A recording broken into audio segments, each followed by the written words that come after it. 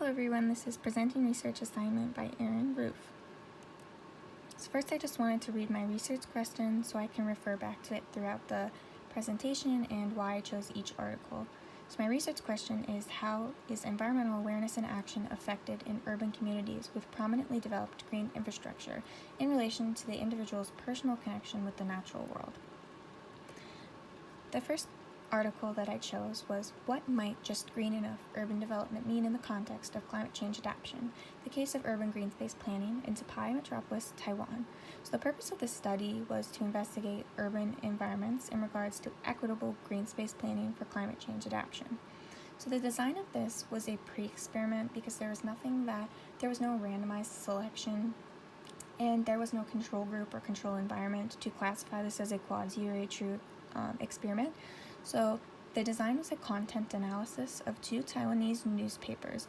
So they looked at a timeline of different green infrastructure projects in this area and how governments and community reacted to this.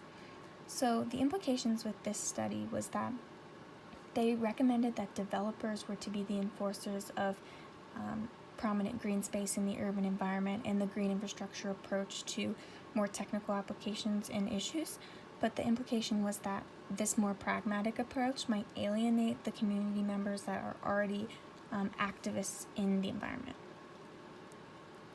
So next, I chose to include predictors of nature connection among urban residents, assessing the role of childhood and adult nature experiences.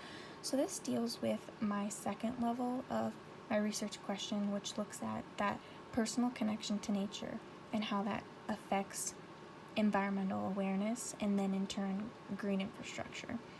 So the purpose of this was understanding individuals' connection to nature throughout different phases in life in relation to pro-environmental attitudes. This again was a pre-experiment research design, and it was a survey where they surveyed 1,000 Australian individuals in Bristol. So the implications with this survey, the survey and the design that they did was that it was online, so that you have that level of bias in that self-reporting where you can't really validate the responses.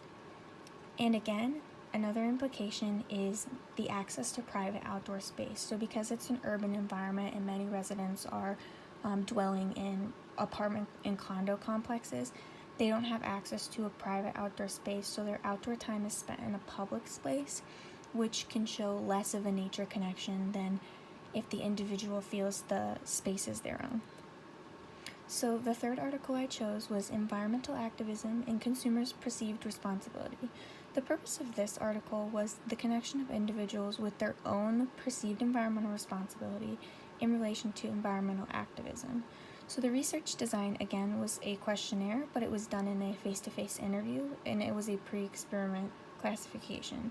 So 150 Portuguese individuals who are at least 18 years old was the sample pool. And mainly the implications with this study design was that people do not always act upon their PER or their perceived environmental responsibility. The rate of PER was very high, but the rate of EA was not, because not everyone who has a high perceived responsibility has a high turnaround to environmental action. So the fourth study I chose to relate to my research question was Approach and Case Study of Green Infrastructure in Screening Analysis for Urban Stormwater Control. The purpose of this was to investigate the use of green infrastructure to mitigate for stormwater runoff and protect local water quality. So I included this as another technical side to green infrastructure to show a practical application of this. So the research design was a screening software, and the sample pool was a specific watershed, Alley Creek in New York City.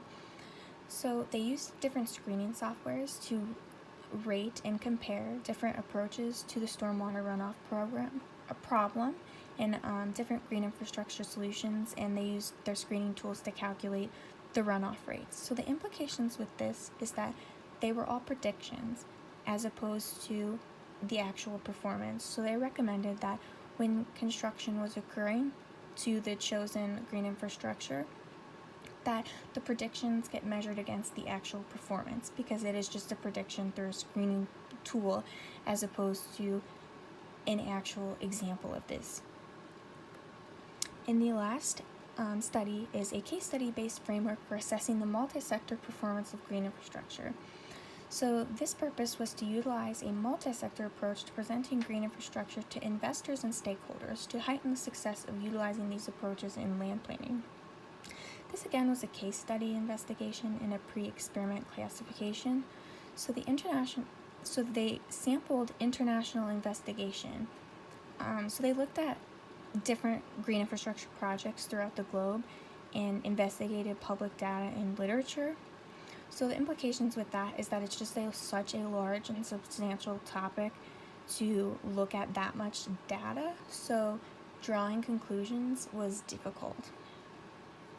And that is it, so thank you.